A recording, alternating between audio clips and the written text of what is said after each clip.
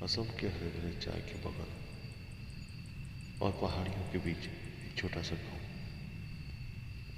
जहां की रहने वाली 22 साल की नेहा, जो अपनी पढ़ाई अधूरी छोड़कर अचानक घर लौट आई थी।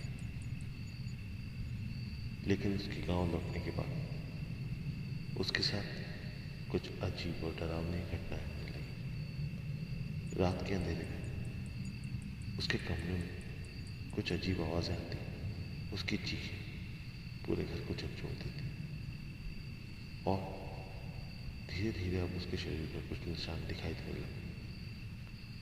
उसके परिवार ने हर संभव कोशिश की, डॉक्टर से लेकर गांव के तांत्रिक तक की मदद ली, लेकिन नेहा की हालत दिन ब दिन खराब होती गई।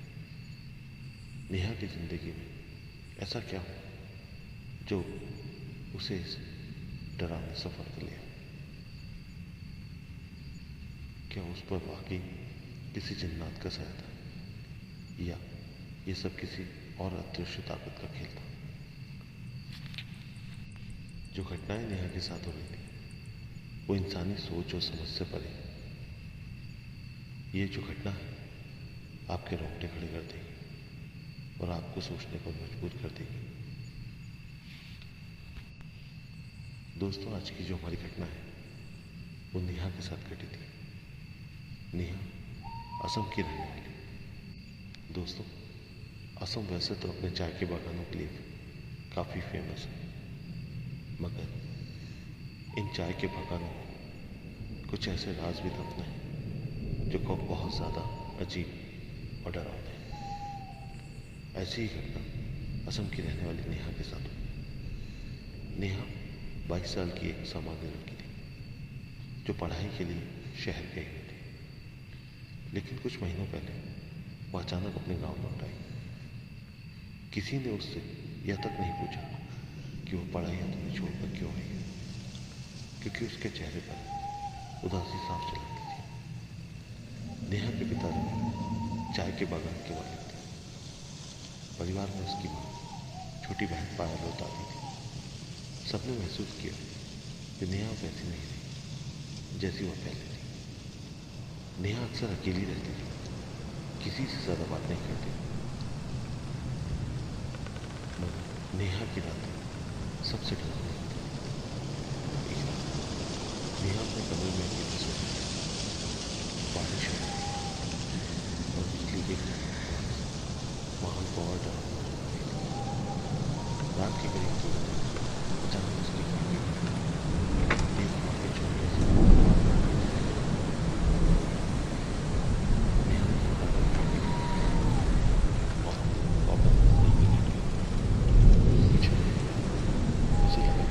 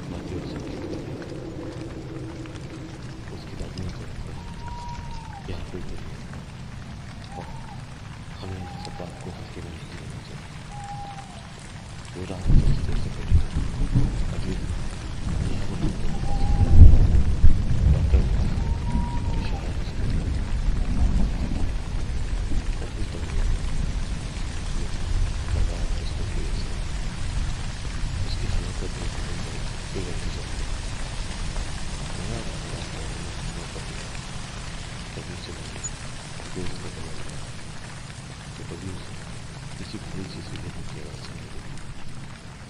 अब उसके शरीर पर मरना निशान करने लगा, जैसे किसी ने तेज धमकी में कोई शख्स रखा हो। धीरे धीरे ये वक्त गाँव में घुसने लगा। गाँव के जो एक बुजुर्ग थे, जो झाड़ फूक में तंत्र मंत्र विश्वास रखते थे, नेहा के घर नेहा और नेहा के पिता से मिलते हैं। उन्होंने कहा ये लड़की सामान्य नहीं लग रही, उस पर किसी अदृश्य शक्ति का साया है। हो सकता है यह एक जन्म हो। इसे दूर करने के लिए पूजा पाठ करनी होगी। नेहा के पिता ने इन बातों पर कोई भरोसा नहीं किया, लेकिन नेहा की हालत देखकर वो किसी भी उपाय को करने के लिए तैयार थे। फिर एक रात नेहा की मां ने उसे कमरे में अकेले बड़बड़ाते हुए सुना। वो कह रही थी, मुझे छोड़ दो, मैं कुछ नहीं करूंगी, तुम मुझे क्यों तंग कर रहे हो? मां ने कमरे में झांक कर देखा तो उनकी आंखें हैरान रह गई। नेहा कमरे के कोने में खड़ी थी और उसके चेहरे पर अजीब सा ही भाव था। तभी उसने अचानक जोर से कहा, यह शरीर अब मेरा है, इसे कोई नहीं छीन सकता। उसकी आवाज इतनी भारी और डरावनी हो गई थी कि उसकी मां घबरा कर पीछे हट गई। फिर अगले दिन उसकी मां ने बात पूरे परिवार को बताई, मगर जब नेहा के कमरे में जाकर देखा तो नेहा अचानक घर से गायब हो गई। पूरा परिवार उसे ढूंढने में जुट गया। करीब 2 घंटे बाद वो गांव के बाहर पुराने शिव मंदिर के पास मिला। वो बेहोश और उसके कपड़े पर मिट्टी लगी हुई थी। जब नेहा को होश आया तो उसने बताया, मुझे नहीं पता मैं यहाँ कैसे हूँ। मुझे सिर्फ इतना याद है कि कोई मुझे खींच कर यहाँ तक ले आया। उसके पिता ने मंदिर के पुजारी से बात की। पुजारी ने बताया कि वह जगह बहुत पुरानी और रहस्यमयी है। उन्होंने यह भी कहा कि इस लड़की पर किसी बहुत बुरी ताकत का साया है। इसे बचाने के लिए बहुत बड़ा अनुष्ठान करना होगा। फिर उस रात नेहा की हालत और खराब हो गई। उस रात पूरे परिवार ने उसे कमरे में बंद कर दिया ताकि वह कहीं और न जा सके। लेकिन आधी रात को कमरे से अजीब सी आवाजें आने लगी। जो नेहा कमरे में नहीं थी। कई जगह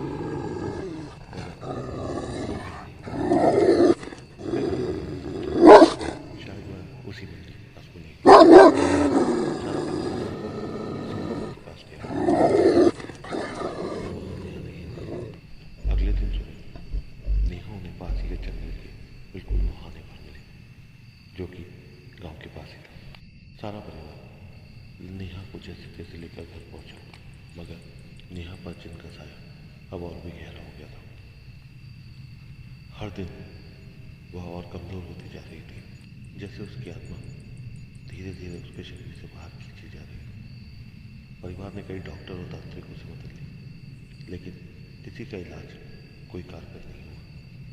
नेहा की माँ अब हर पल ईश्वर से प्रार्थना करती थी कि उनकी बेटी कैसे भी बच जाए, मगर अभी बहुत कुछ होना बाकी था।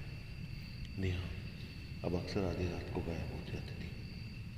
उसे कभी गांव के पुराने मंदिर के पास तो कभी किसी सुनसान जंगल में पाया जाता था। हर बार जब वह वापस आती तो उसका चेहरा पीला पड़ चुका होता था। उसकी आंखों में एक अजीब सी चमक होती थी।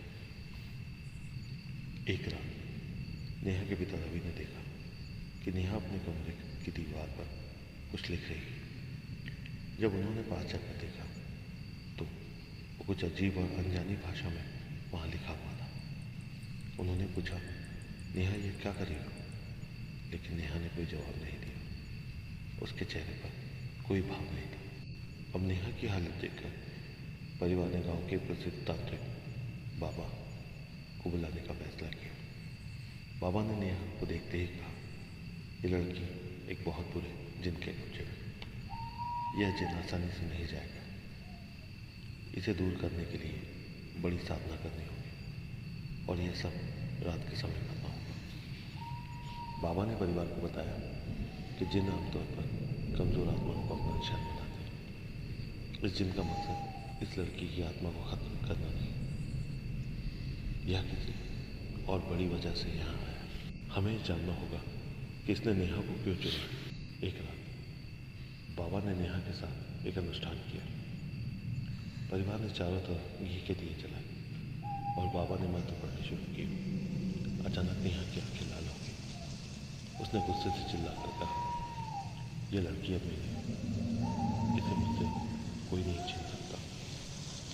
नेहा की आवाज़ बहुत गहरी और डरावनी जानवर जैसी हो। उसका शरीर कांपने लगा और उसने जोर जोर से हंसना शुरू कर दिया। बाबा ने उससे पूछा, तुम कौन हो? और उस व्यक्ति को क्यों तंग कर रहे हो? जिन्हें नेहा के शरीर से अपने जवाब दिया, मैं जंगल में हूँ जिसने मेरी जगह पर कदम रखा और उसे मुझसे दूर नहीं रखना चाहता। बाबा ने नेहा के उल्टा से पूछा कि क्या नेहा की भाई उसे ले जाना जहाँ जाना?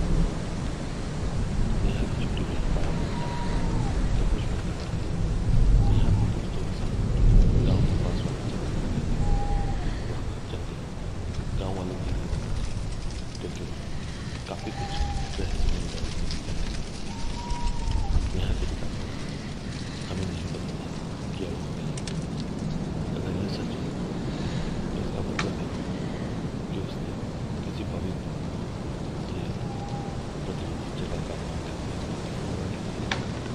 उस जिन को बताना तो होता कोई बड़ी सामने क्योंकि यह जिन उन्हीं की भूमि के पूरा परिवार बाबा के साथ शुरू होते गए।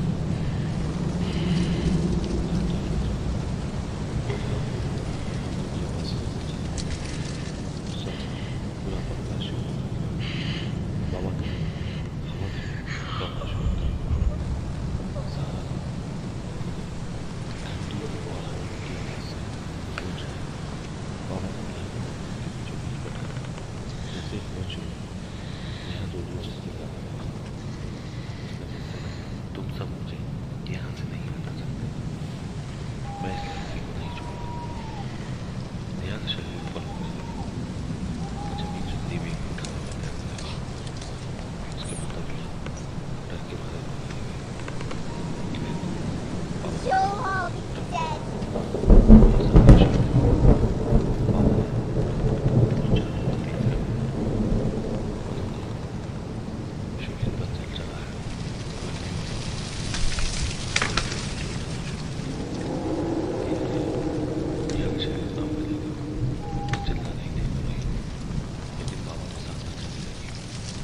कुछ ही देर में नेहा ने जोर से चीखा और बेहोश हो गई। उसके कानों में खटखटाने लगता दिखाई दिया जो मंदिर के बाहर जाने लगा। बाबा ने कहा, यह जिन अब इस लड़की को परेशान नहीं करेगी, इसे हमेशा के लिए दूर कर दिया। नेहा ने जब अपना ऊपर संभाला तो उसे कुछ भी याद नहीं था। उसने पूछा कि मैं यहाँ कैसे आ गया और आप सब मुझे ऐसे क्यों देखें? नेहा की माँ ने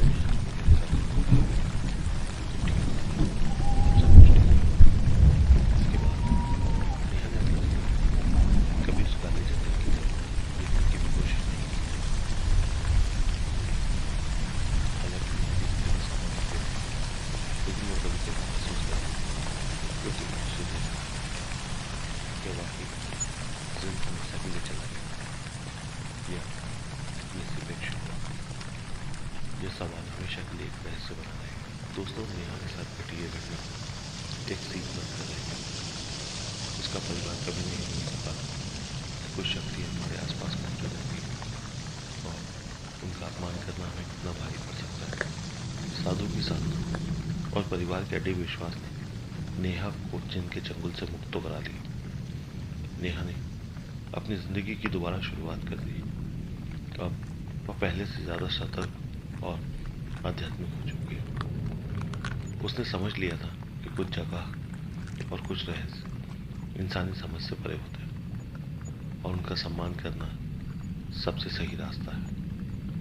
हालांकि जिनका साया अब उसकी ज़िंदगी से ख़त्म हो चुका है, लेकिन उस डर ने नेहा और उसके परिवार को हमेशा के लिए बदल कर रख दिया। नेहा ने खुद से एक वादा भी किया कि वह कभी ऐसी जगह पर कदम नहीं रखेगी जो रहस्यमय और निषेध हो। आज भी हर रात को गांव में तेज हवाएं चलती है और खिड़कियां रहस्यमय तरीके से खुलने लगती हैं। नेहा के मन में आज भी एक सवाल उठता है, क्या वाकई वह जिन चला गया या वह सिर्फ लौटने का सही समय का इंतजार कर रहा है। दोस्तों, अगर आपको ये कंटेंट पसंद आ रहा है तो हमारे चैनल को लाइक, शेयर और सब्सक्राइब करना ना भूलें। आपका सब्सक्रिप्शन हमें ग्रो करने में हेल्प करेगा और आपके लिए बेटर कंटेंट लाने में हमें मोटिवेट करेगा। तो मिलते हैं अगले वीडियो में एक और रहस्यमय घटना के साथ। तब तक के लिए प्लीज़ टेक केयर।